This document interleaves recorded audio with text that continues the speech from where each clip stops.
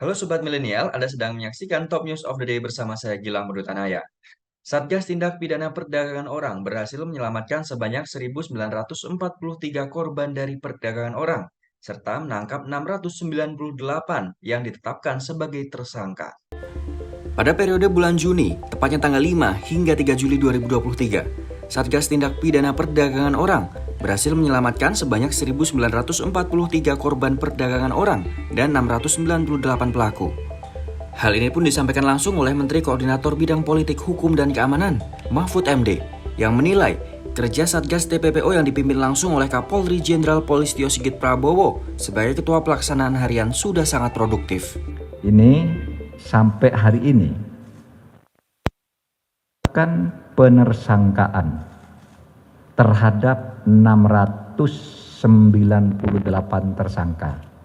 Jadi dalam satu bulan tersangka 698 orang dari berbagai daerah di Indonesia.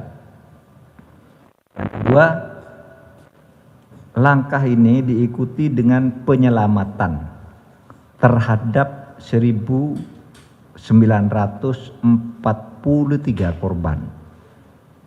Satu bulan korbannya itu 1.943 yang bisa diselamatkan.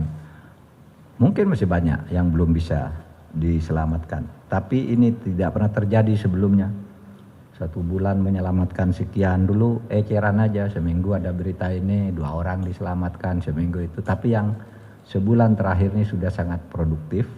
Sedangkan Badan Pelindungan Pekerja Migran Indonesia atau BP2MI menyampaikan beberapa data, diantaranya terkait menangani kepulangan sebanyak 2.251 jenazah pekerja migran Indonesia dalam 3 tahun terakhir, yakni dari tahun 2020 hingga 3 Juli 2023. Hal ini pun disampaikan langsung oleh Kepala BP2MI Beni Ramadhani. Kemudian saya ingin sampaikan posisi akhir yang ditangani selama 3 tahun oleh BP2MI.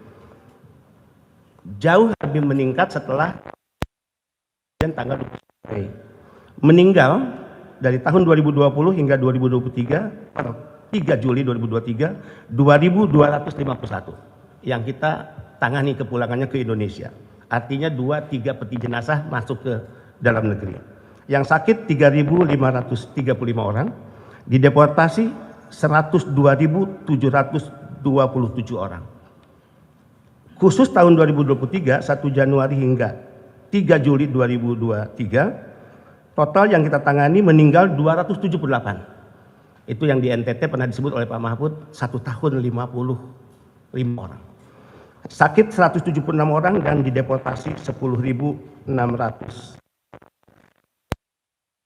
5 tahun lalu, 6 tahun lalu, 7 tahun lalu, bahkan ada yang belasan tahun lalu.